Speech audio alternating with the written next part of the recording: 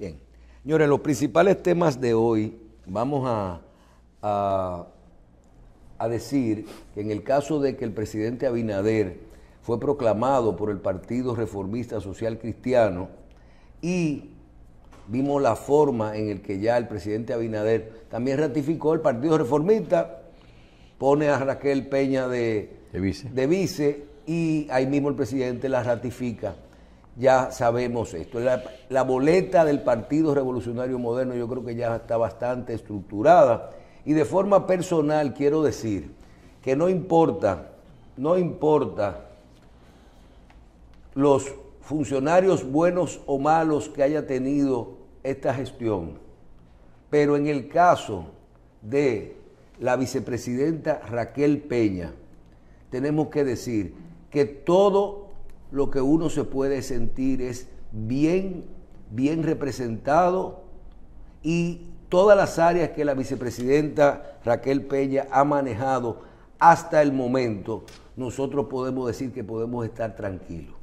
El día que usted no tiene presidente, usted tiene una presidenta. Las áreas que se han manejado desde el tema de la pandemia, algunas en el área de la educación, en la reforma de la policía y en muchísimas áreas que la Raquel Peña participa, uno puede ver gestión, mucha concertación con los diferentes sectores que se representan. Yo creo que si hay una persona que se ha ganado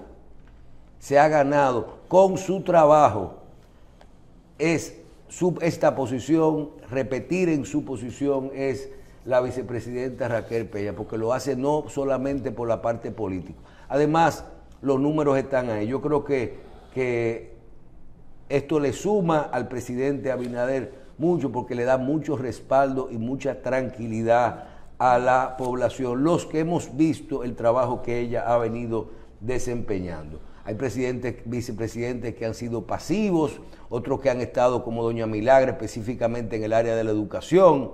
Yo creo que creo que doña Margarita estaba en las políticas sociales, pero aquí hemos visto que la vicepresidenta Raquel Peña se maneja bien en todas las áreas, en las diferentes áreas que participa. Uno puede estar tranquilo. Por otro lado, ahí están ya las aclaraciones que realiza Aerodón en cuanto al ajuste de las tarifas. Nosotros dijimos la semana pasada en nuestro comentario que se prepararan, que alguien iba a pagar el aumento, ¿verdad?, del contrato. Ahí Aerodón aclara que el tarifario se ajusta en $2.48 y aclara que los aumentos que se han realizado están hechos basados a el contrato existente. Definitivamente aumentará en toda los 35 años alrededor de un 18%. Si usted calcula la inflación y el punto de vista que usted quiera, hay aumento. Todo el mundo justifica sus acciones, ¿verdad? En este caso, la que a nosotros nos interesa es que en términos prácticos, en el 2023, un pasaje va a subir 147 pesos por el aumento. Eso es lo que nos interesa. Y así seguirá subiendo paulatinamente. En el 2024 subirá 32 pesos. En el 2025 subirá 33 pesos. Vamos a ver, todavía no se conoce el contrato. Vamos a ver cuál es el futuro de todo esto. ¿Qué es importante? Que decíamos la semana pasada que hay dos tipos de concesiones. Las concesiones donde el beneficiario final es la sociedad, como es un acueducto, una carretera, un aeropuerto, y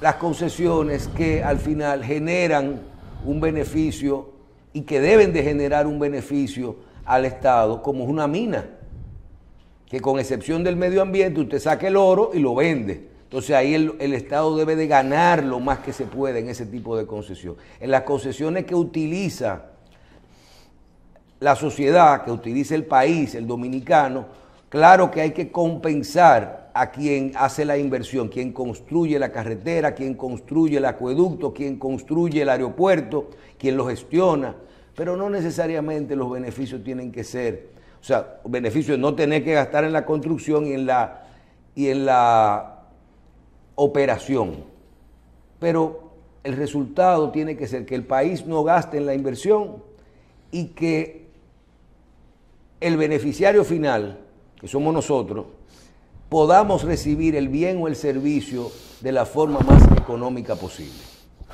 Yo creo que ahí está ya los detalles de Arodón, esa es su campana. Habrá que ver el Diario Libre, que está manejando muy buenos, tiene muy buena información sobre el tema de los aeropuertos, para uno ver dónde terminará todo esto que se hará con su aprobación final. Aunque ya vemos que en el presupuesto del año 2024 el gobierno contempló los ingresos por 40 y pico de mil millones de pesos, que son los 700 millones de dólares. Lo colocó en el presupuesto. Es la forma más sencilla, ya coloqué los 700 millones de dólares en el presupuesto. Señores, por otro lado, yo les voy a colocar primero un pequeño segmento de 2 minuticos de una entrevista que le realizáramos al magistrado doctor Jorge Subero Isa el fin de semana en Síntesis. Primero, vamos a ver cuál es su opinión sobre los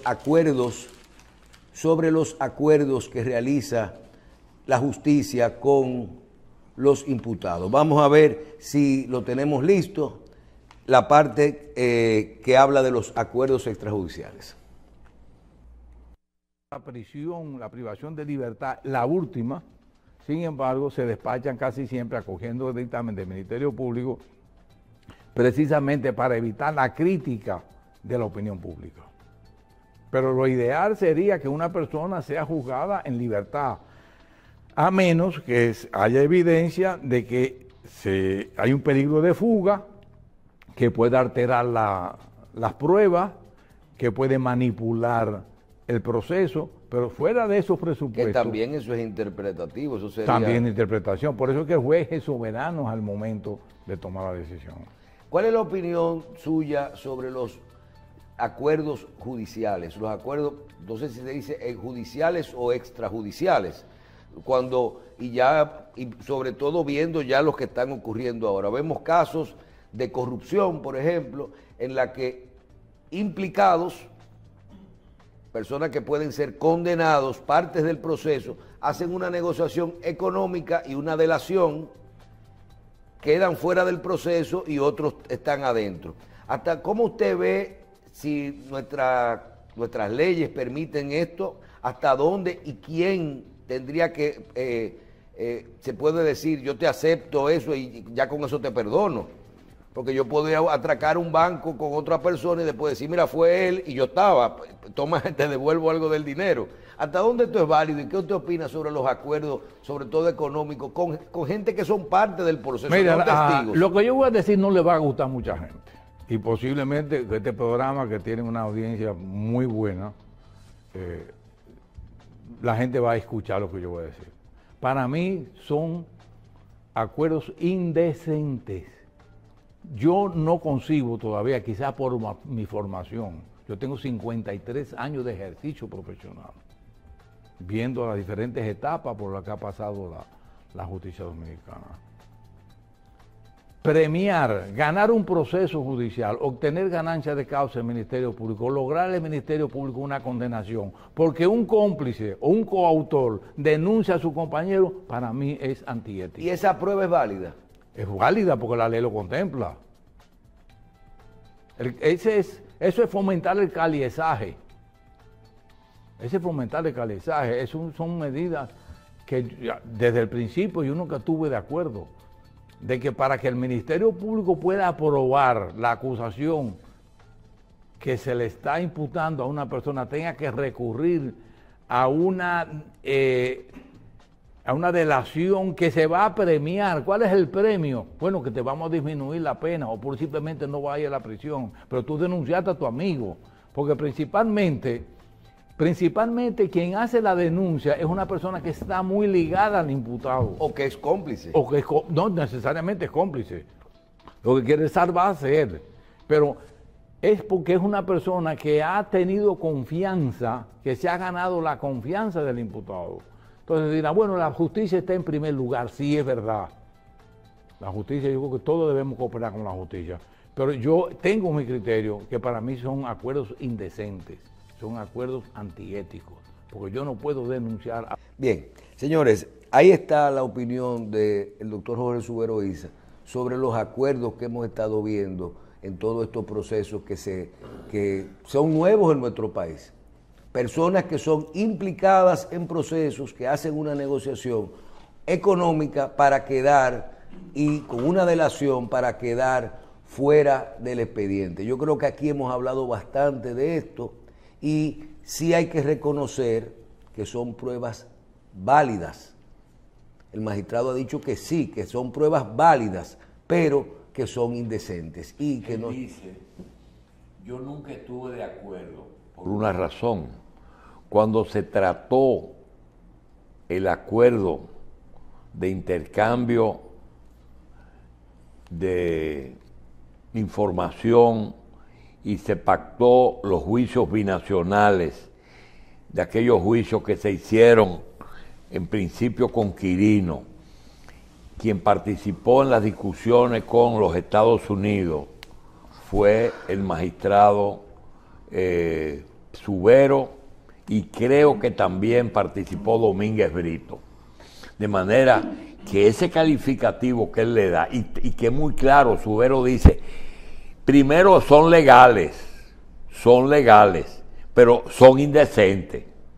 Es decir, un calificativo duro porque implica la delación de un compañero de fechorías, en que uno para salvar o ganar una pena menor delata al compañero con un premio, delación premiada. Lo hemos dicho mucho, y donde más hay pruebas son en dos casos. Primero, en los casos de narcotráfico, y segundo, en el caso de las cuentas de lo que denunció Mimilo Jiménez. Bien, es decir, que eso es un aporte. Él también dijo algo antes sobre otro tema. Sí, no, y mira, nosotros vamos a... Yo creo que hay que guardar eso. Todos los días vamos a traer las principales declaraciones. Ojalá y ustedes escuchen todo lo que dijo el magistrado sobre la prisión preventiva, sobre la selección, el proceso de selección de los jueces del Tribunal Constitucional. Se habló muchísimo. Mira, el doctor hace un ratico decía, ¿por qué no se puso a tal juez? ¿Por qué no está participando como el Tribunal Constitucional? Uno debe de conocer. Doctor, por la edad del doctor Vergés, porque las leyes, hay un tema, las leyes hay que cumplirlas, por la misma razón que están saliendo los que están ahora, porque hay cosas que modificar.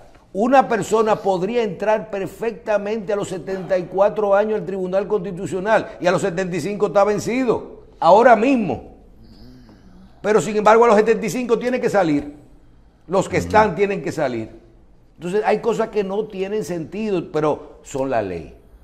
Bien, hay otro comentario, hay muchas declaraciones importantes de los principales temas que nos dio el doctor Jorge Subero Isa, pero en la parte final quiero poner 2 minuticos más sobre unas declaraciones que dio sobre el tema de Brasil, y ojalá que todo el que tenga que ver con el señor Odebrecht, con el caso Odebrecht, que atienda a este pedacito del programa, que mire esas declaraciones. Estoy hablando de todo el sistema, porque yo creo que son bastante válidas. Vamos a ver qué ustedes opinan.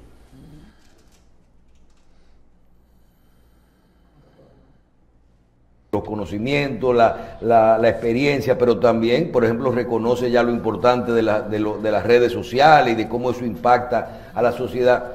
Cuando hay recursos nuevos, cosas que aparecen bajo nuestro esquema en República Dominicana, el mismo caso que mencionamos ahora de Odebrecht, suponiendo que se anularan, que cambiaran o se invalidaran pruebas de las que se utilizaron para una sentencia, o un caso como vimos en Estados Unidos de que una persona que ya tenía varios años preso, creo que por violación, alguien consiguió que se hiciera un ADN, y había quedado embarazada, un ADN en una época que no había ADN y se le hizo y nunca fue su hijo. Entonces, aquí hay el recurso para reaperturar cosas que ya cerraron. Mira, hay un problema con el caso específico de Odebrecht que es el que está tocando. Yo dije en una ocasión, y se destacó con muchos titulares en la prensa, que el caso de Odebrecht había llegado a donde tenía que llegar, que no iba a pasar de ahí. ¿Por qué? Y lo motivaba en el sentido siguiente. Un error que cometió la Procuraduría General de la República de esa época es que se llevó de las pruebas que le suministró Brasil y no hicieron una investigación realmente aquí. Tanto es así que la propia actual Procuradora General de la República calificó a ese expediente como vacío. Sí, aunque se inhibió, lo calificó. O sea, aunque se inhibió, pero lo había calificado. Una magistrada de experiencia, o sea, ya sabía lo que estaba diciendo. Por eso es, ¿cómo va a incidir esas pruebas que fueron anuladas, que se comprobó en Brasil, que fue un asunto político? En todo. ¿Cómo va a incidir en la República Dominicana? Yo creo que de una manera o de otra los jueces lo van a tomar en consideración. Porque no pueden ser válidas, inválidas allá y válidas aquí. Principalmente cuando aquí... ¿Y esas son las pruebas que se usaron en ese caso? Esas son las pruebas que se usaron aquí. Fundamentalmente, porque la Procuraduría no inició un procedimiento, una investigación paralela, sino que se soportó de manera fundamental en la documentación que le suministró Brasil.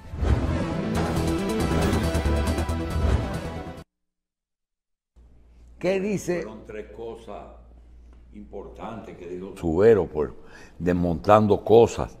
Realmente, en el caso ese de si a Lula lo descargaron, ¿por qué no dejan sin efecto el proceso de Odebrecht? Que por cierto, tiene otro componente, ya tiene 7 años y todavía tiene acceso a una Suprema.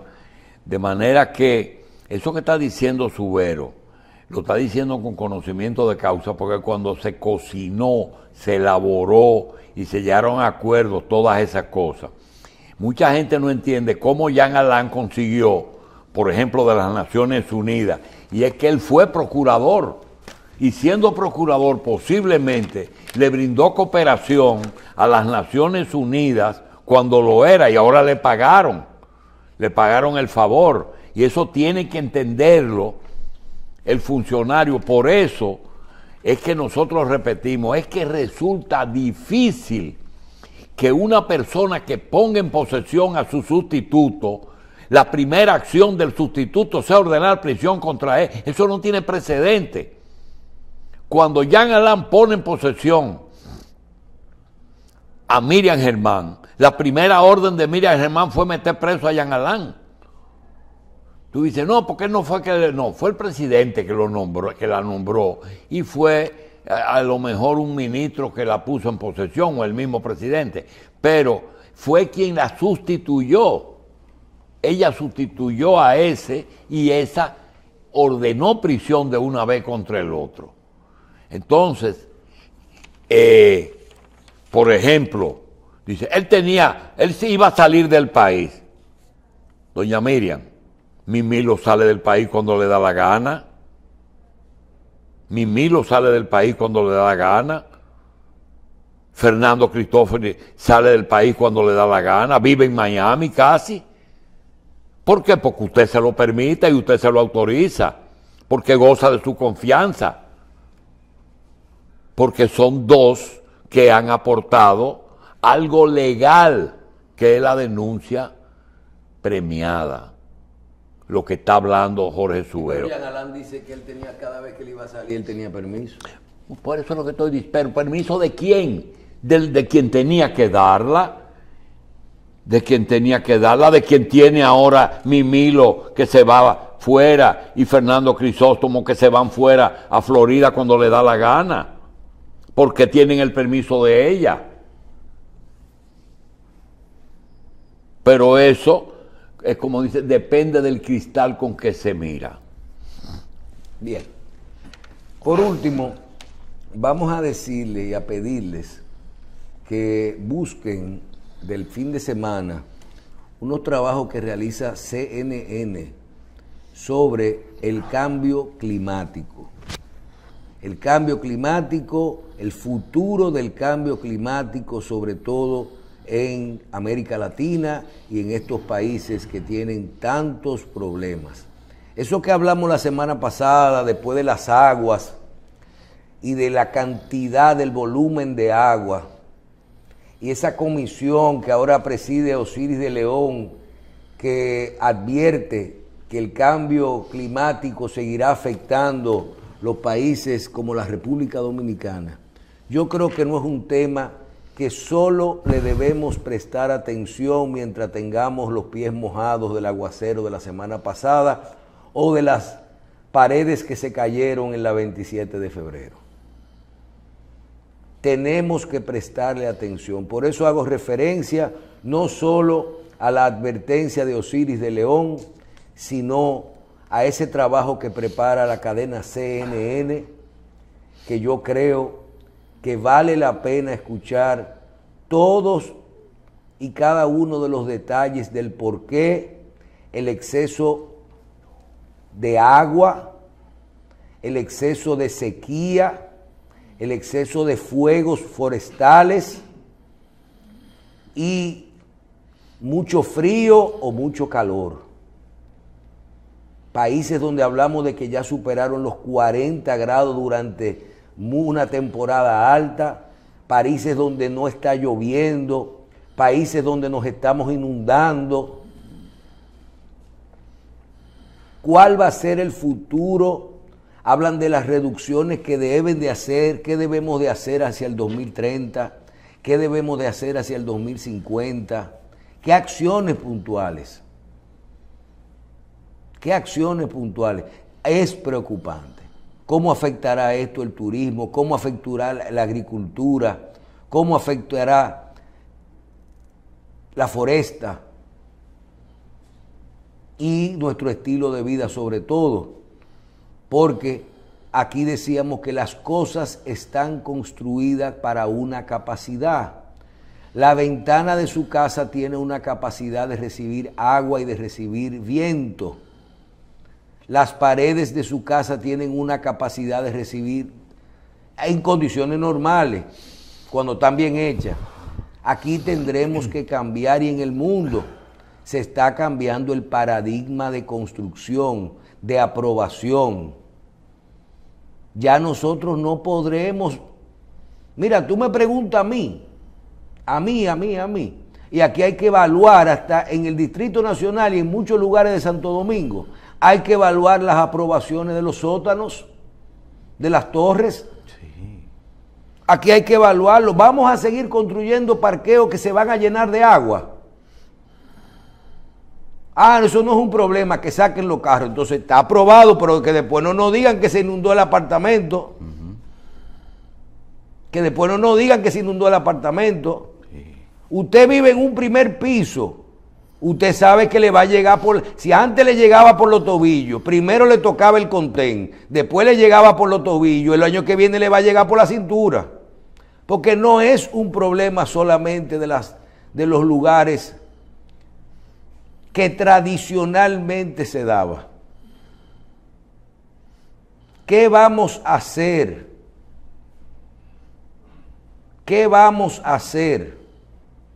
Y tenemos que tener acciones, algunas que van con lo que tiene que ver con el país, con el manejo del medio ambiente y de los recursos naturales, y otras serán acciones propias, pero tenemos que darnos cuenta de lo que está pasando. No es un problema de aquí, que nos pasamos 2 semanas barajando de que quién construyó una pared y quién no construyó una pared.